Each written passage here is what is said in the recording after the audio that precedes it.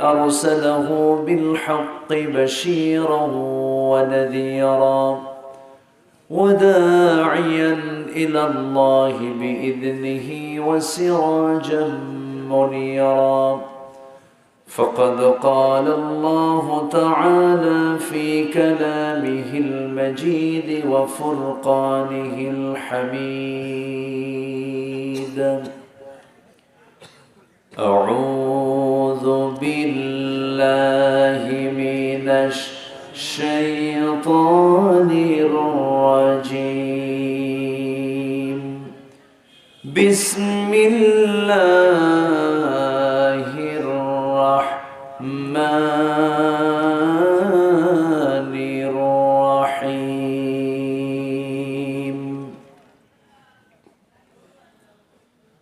ومن يتخذ الشيطان وليا من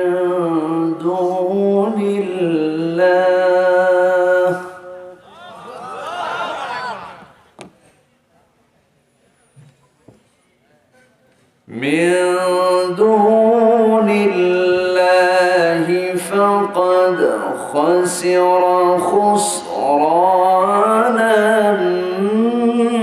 مبينا.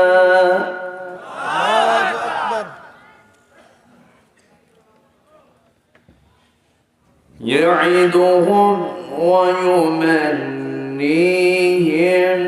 وما يعدهم الشيطان إلا غرورا.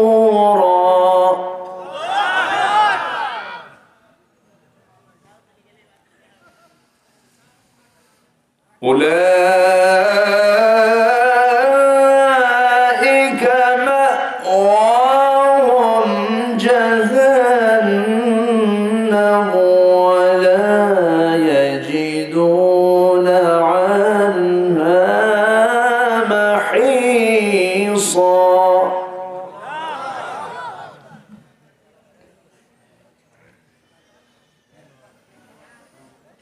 والذين آمنوا وعملوا الصالحات سندخلهم جنات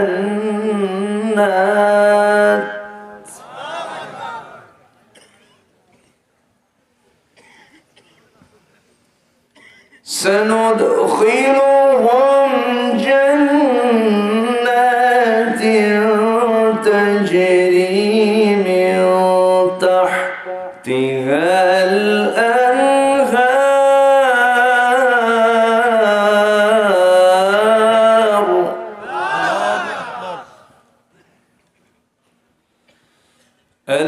الأنهار خالدين فيها أبدا. وعد الله حقا ومن أصدق من الله قيلا. الله أكبر. بسم الله الرحمن الرحيم.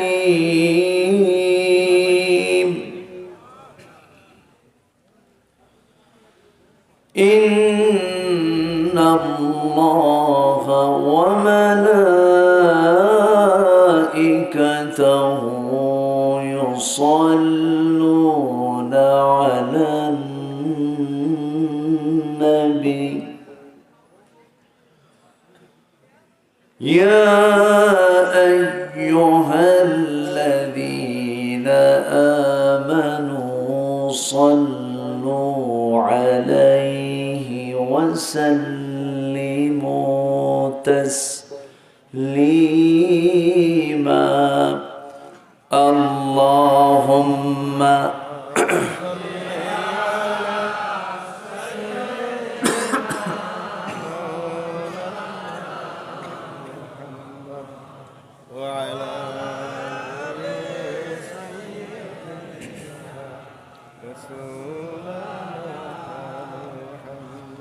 সবাই বলুন বালাগাল উলা বিকামালিহি কাশাফাত তুজা বিজামালিহি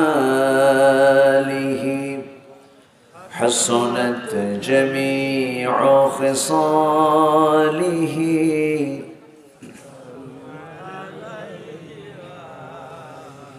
سورة يوسف بداري حكمة لقمان ما قارئ قرآن باري يهدي ليس دمان ما بلغ العلا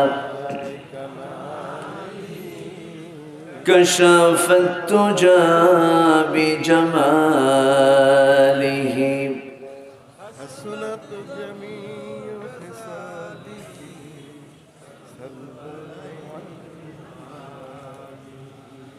মেঘ ময়ূরী পশ্চিমেতে যে ওই আমার সালাম নবীর দেশে দিও রওজা জিয়ারতের আশায় রওজা জিয়ারতের আশায় পিয়াসী অন্তর যেথায় আমার প্রিয় নবী ঘুমান নিরন্তর যেথায় আমার প্রিয় রাসূল ঘুমান নিরন্তর সবাই বলি সাল্লাল্লাহু আলাইহি ওয়াসাল্লাম।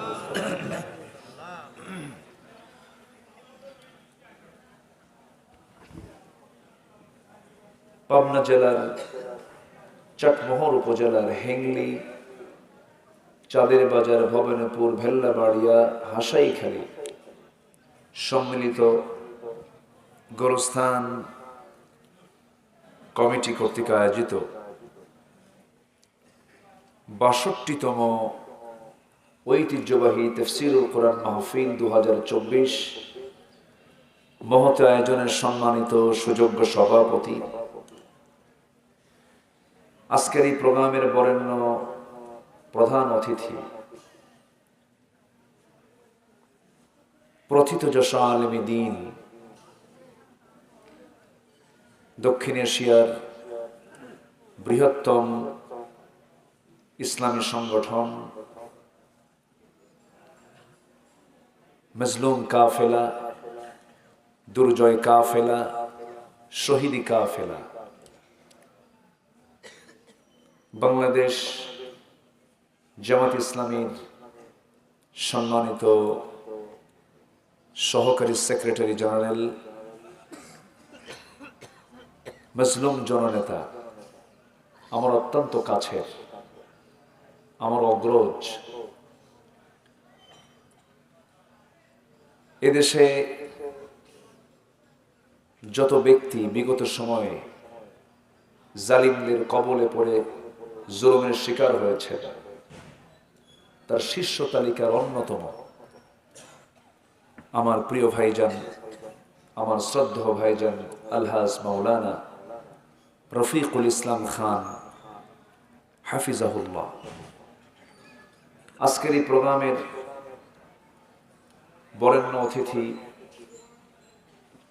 বাংলাদেশ জামাত ইসলামীর পাবনা জেলা জামাতের সম্মানিত আমির মহোদয় জনাব, ইসলামী আন্দোলনের অন্যতম সিপাহসালার জনাব প্রফেসর আবু তালেব মন্ডল হাফিজাহুল্লাহ, উপস্থিত হাজরাত উলামায়ে কেরাম, ফদলায়ে ইজাম, সুশীল সমাজ, জাতির শ্রেষ্ঠ সন্তান শিক্ষক মণ্ডলী, জাতির বিবেক সাংবাদিক বৃন্দ, সামনে উপস্থিত দূরে কাছের বিভিন্ন স্থান থেকে ছুটে আসা এই গভীর রজনীতে আমার প্রাণ প্রিয় সম্মানিত দ্বীনি ভাইরা, আড়ালে বসে আছেন শ্রদ্ধেয়া সম্মানিতা মা বোনেরা, আলোচনার সূচনায় আনুষ্ঠানিকতার মধ্য দিয়ে আমার পক্ষ থেকে আবারও দিল খোলা সালাম, আসসালামু আলাইকুম ওয়া রাহমাতুল্লাহি ওয়া বারাকাতুহু। সালামের জবাব একটু ভিজা ভিজা মনে হচ্ছে। আসসালামু আলাইকুম ওয়া রাহমাতুল্লাহ। সবাই কেমন আছেন বলুন? আমাকে প্রশ্ন করলেন যে আল্লাহ তাআলা আমাকে আপনার মতোই, আপনার কাতারেই, আপনার সাথেই রেখেছেন। বলছি আলহামদুলিল্লাহ। গতবার এসেছিলাম দিনে, এবার আসছি হলো রাতে। একটু বেশি রাত হয়েছে, একটু আগে উঠলে ভালো হয়। সব কিছুর তো একটা যৌবন কাল থাকে। মানুষের যৌবন কাল হলো 25 থেকে 40 বছর। তো মাহফিলের মূল যৌবন কাল হলো সর্বোচ্চ 9টা থেকে 11টা পর্যন্ত। সেই যৌবন কাল পার করে আমি উঠছি বুড়াকালে। এখন এই শেষ সময় সব চাপ একসাথে, ঘুমের চাপ, যাওয়ার চাপ, নিম্ন চাপ, ঊর্ধ্ব চাপ, বিড়ি খাওয়া চাপ, বহু চাপ। তো আমাকে সময় দেবেন তো নাকি?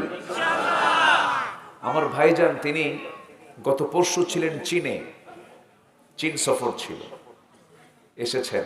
আজকের ওনার সফরের বর্ণনা শুনে আমি তো হতভম্ব হয়ে গেছি, অবাক হয়ে গেছি। একটা মানুষ ছুটে বেড়ান কেমনে এত?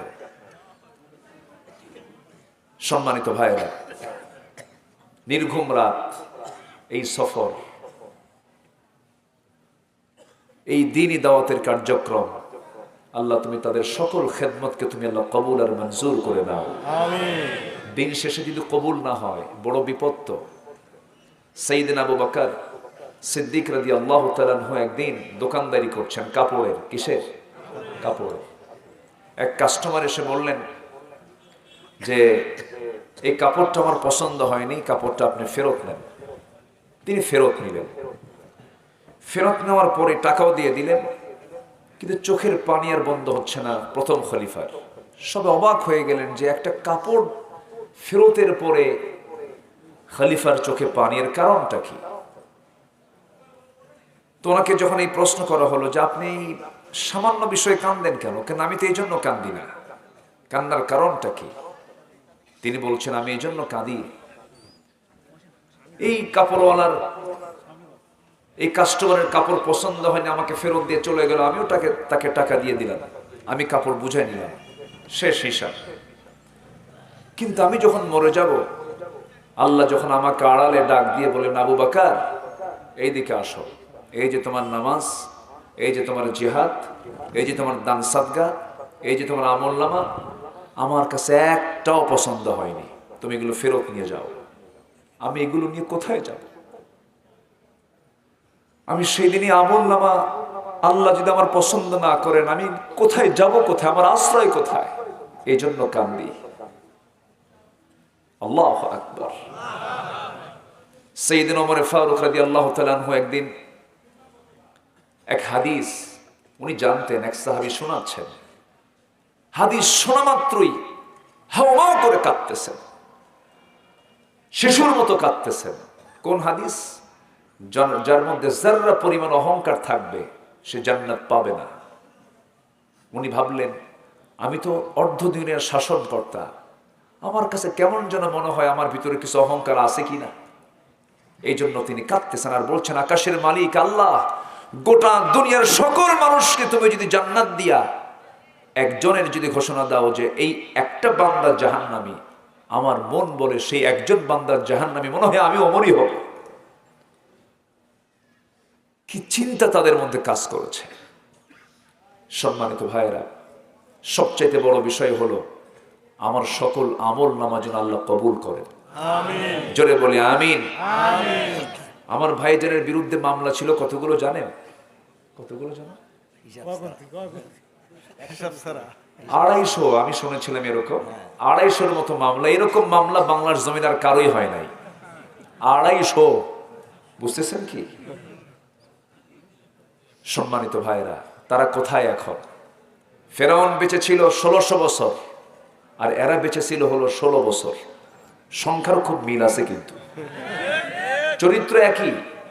ফেরাউনের একটাই চরিত্র, সেটা হলো ক্ষমতা ছাড়বো না, বউকে মেরে শেষ করব। বউকে মারছে তো, ফেরাউন বউকে মারে নাই, ক্ষমতা ছাড়া ছাড়ে বউকে মেরে শেষ করে দিছে ও ক্ষমতার জন্য, নিজের বউকে সে ছাড়ে নাই।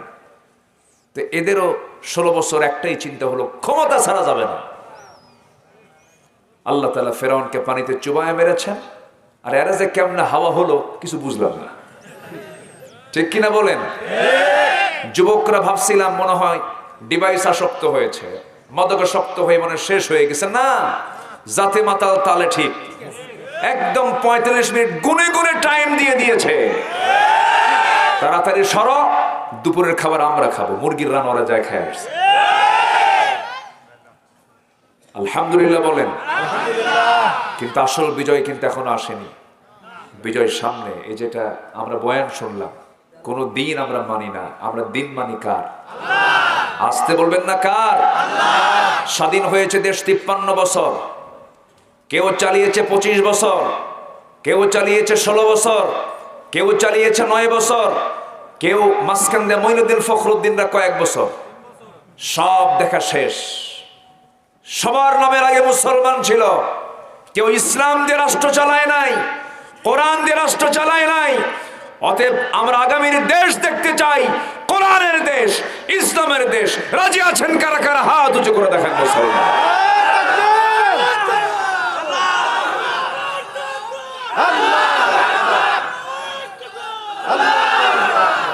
আল্লাহ কবুল করুন, জোরে বলি আমিন। আমার ভাইজান শুরুতেই বলেছেন আমি খুব ক্লান্ত, আমি তো চলে যাব কালকে। ওনাদের প্রত্যেকটা সেকেন্ড মূল্যবান। উনি চলে যাবেন, মন খারাপ করবেন আপনারা?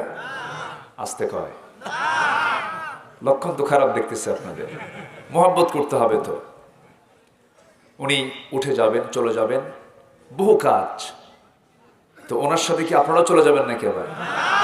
আমি আছি যতক্ষণ, আপনি থাকবেন ততক্ষণ। জোরে বলি ইনশাআল্লাহ।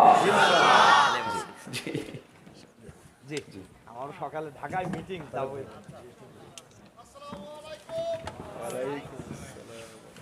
সম্মানিত ভাইয়েরা,